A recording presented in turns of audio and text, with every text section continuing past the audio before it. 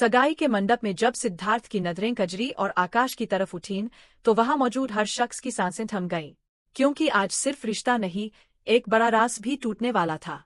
दोस्तों, कैसी तेरी दिलगी का आने वाला ट्रैक अब तक के सबसे बड़े ट्विस्ट की तरफ बढ़ रहा है, और इस बार कहानी इतनी उलझने वाली है कि आप अपनी नजरें स्क्रीन से हटा ही नहीं पाएंगे।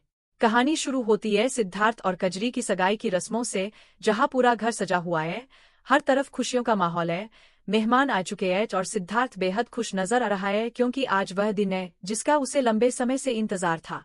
लेकिन इस खुशी के पीछे एक ऐसा तूफान छिपा है जिसकी भनक फिलहाल किसी को नहीं है। ठीक इसी बीच अचानक आकाश वहां पहुंच जाता है और सबको हैरान कर देता है।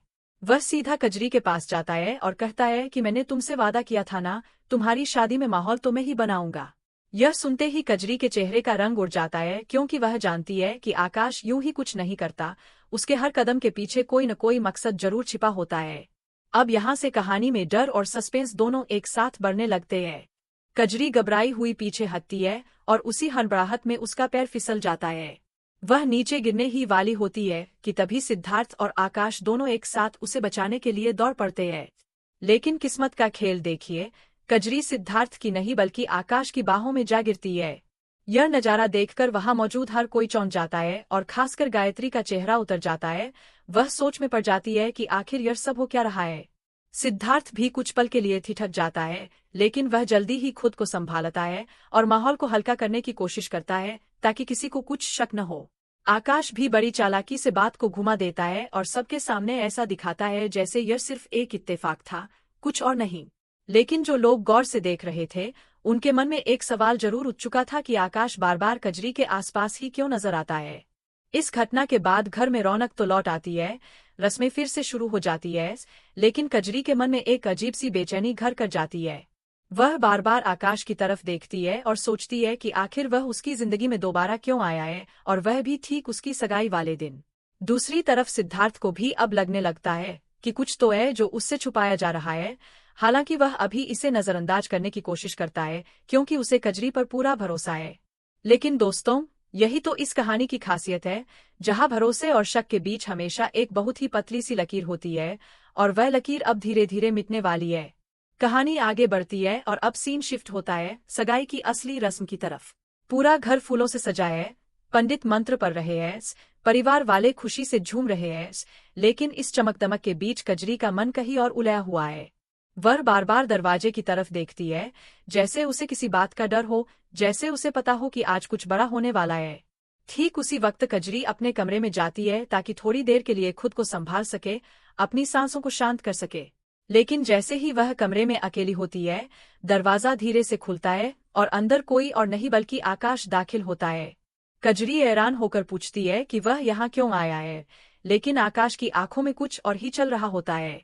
वह धीरे धीरे कजरी के करीब आता है और उसकी बेचैनी को महसूस करते हुए उसे सहारा देने के अंदाज में गले से लगा लेता है। कजरी शुरुआत में खुद को छुड़ाने की कोशिश करती है, लेकिन उस पल में उसके अंदर एक अजीब सी उलझन भी नजर आती है, जैसे उसका दिल और दिमाग दोनों अलग अलग बातें कह रहे हों।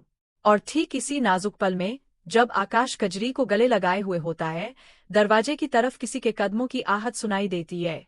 कजरी का दिल जोर से धड़कने लगता है। उसे एहसास हो जाता है कि यह पल अब उसकी जिंदगी का सबसे मुश्किल पल बनने वाला है, क्योंकि जो शख्स दरवाजे की तरफ बढ़ रहा है, वह कोई और नहीं बल्कि खुद सिद्धार्थ है।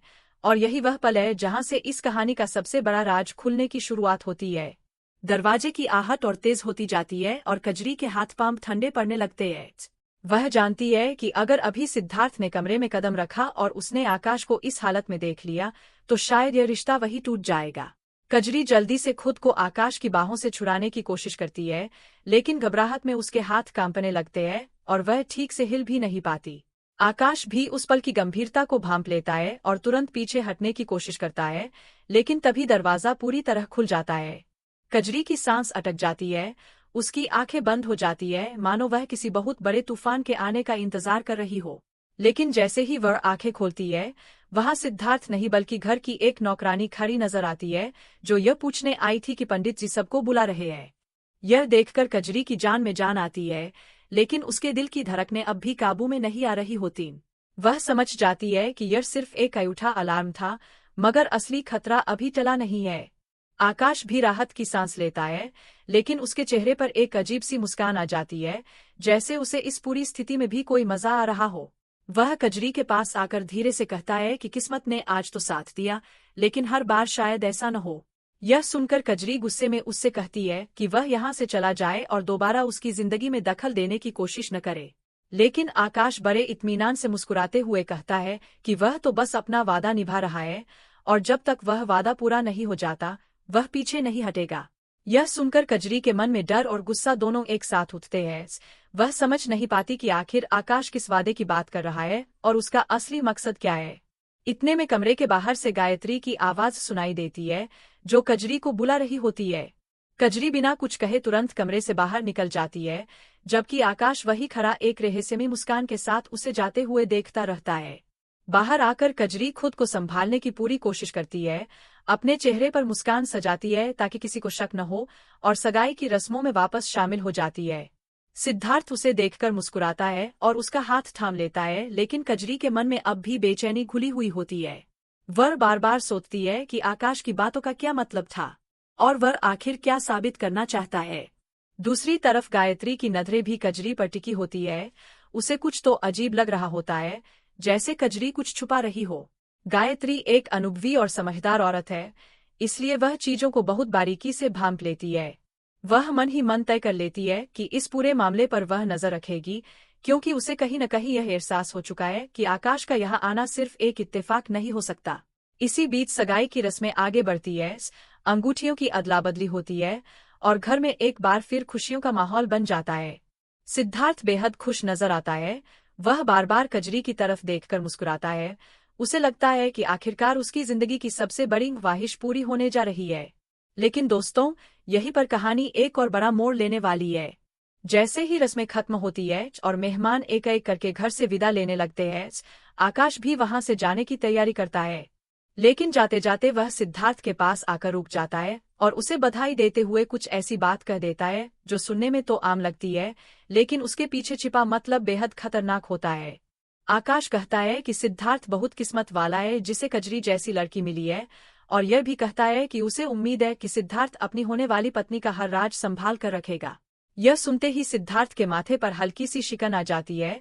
वह समझ नहीं पाता कि आकाश का इशारा किस तरफ है, लेकिन उसके मन में एक अनजाना सा शक जरूर जन्म ले लेता है। कजरी दूर खड़ी यह पूरी बातचीत सुन रही होती है और उसका दिल बुरी तरह धड़कने लगता है। वह जानती है कि आकाश जानबूझकर ऐसी बातें कर रहा है ताकि सिद्धार्थ के मन में शक का बीज बो सके। वह तुरंत वहां पहुंचती है और बात को संभालने की कोशिश करती है, लेकिन तब तक देर हो चुकी होती है क्योंकि सिद्धार्थ के चेहरे पर उलझन साफ नजर आने लगती है। रात को जब सब मेहमान जा चुके होते हैं और घर में सन्नाटा छा जाता है, सिद्धार्थ कजरी के पास आकर सीधा सवाल करता है कि आखिर आकाश और उसके बीच क्या रिश्ता है और वह बार बार उनकी जिंदगी में क्यों आ रहा है। कजरी इस सवाल से घबरा जाती है। वह जानती है कि सच बताना खतरनाक हो सकता है, लेकिन झूठ बोलना भी अब मुमकिन नहीं लग रहा होता। वह कुछ देर के लिए खामोश रहती है और यही खामोशी सिद्धार्थ के मन में मौजूद शक को और गहरा कर देती है। ठीक इसी वक्त दोस्तों, कहानी में एक और जबरदस्त ट्विस्ट आने वाला है। जैसे ही कजरी कुछ बोलने ही वाली होती है, उसका फोन बजता है और स्क्रीन पर नाम देखकर उसके पैरों तले जमीन खिसक जाती है, क्योंकि कॉल करने वाला कोई और नहीं बल्कि खुद आकाश होता है। सिद्धार्थ की नजर भी उस फोन स्क्रीन पर पड़ जाती है और अब उसकी आंखों में सिर्फ शक नहीं बल्कि सच जानने की जिद साफ झलकने लगती है। Thought for 2 metres 50 thought for 2 metres 50। Phone की स्क्रीन पर आकाश का नाम देखकर सिद्धार्थ की आंखों में एक पल के लिए गुस्सा और हैरानी दोनों साफ झलक जाते हैं। वह कजरी की तरफ देखता है और पूछता है कि इतनी रात को आकाश उसे फोन क्यों कर रहा है, और वह भी ठीक उसी वक्त जब वह उससे सच जानने की कोशिश कर रहा था। कजरी की जुबान जैसे तालू से चिपक जाती है। वह कुछ बोल ही नहीं पाती। फोन लगातार बजता रहता है और हर घंटी के साथ कमरे में मौजूद खामोशी और भारी होती जाती है। आखिरकार सिद्धार्थ खुद आगे बढ़कर फोन उठाने की कोशिश करता है, लेकिन कजरी झट से फोन उठा लेती है और कॉल काट देती है। यह देखकर सिद्धार्थ के मन में शक और गहरा हो जाता है। वह पूछता है कि अगर सब कुछ ठीक है तो वह कॉल उठाकर बात क्यों नहीं करती, आखिर छुपाने वाली बात क्या है। कजरी की आंखों में आंसू आ जाते हैं। वह कहती है कि यह सब जितना दिख रहा है उतना आसान नहीं है, लेकिन अभी वह सही वक्त पर सब कुछ साफ कर देगी। सिद्धार्थ का धैर्य अब जवाब देने लगता है। वह कहता है कि आज नहीं तो कब, क्योंकि यह उसकी जिंदगी का सवाल है और उसे अभी और इसी वक्त सच जानना है। ठीक इसी बीच दोस्तों, कहानी में एक और नया मोड़ आता है। दरवाजे पर दस्तक होती है और गायत्री अंदर आती है। वह दोनों के तनावपूर्ण चेहरे देखकर समझ जाती है कि कुछ गड़बड़ है। वह पूछती है कि आखिर इतनी रात को झगड़ा किस बात पर हो रहा है। सिद्धार्थ गुस्से में गायत्री को बताता है कि आकाश बार बार कजरी से संपर्क कर रहा है और कजरी कुछ भी साफ साफ बताने को तैयार नहीं है। यह सुनकर गायत्री के चेहरे का रंग भी बदल जाता है, क्योंकि उसे पहले से ही कुछ शक था, लेकिन अब उसे यकीन होने लगता है कि मामला वाकई गंभीर है।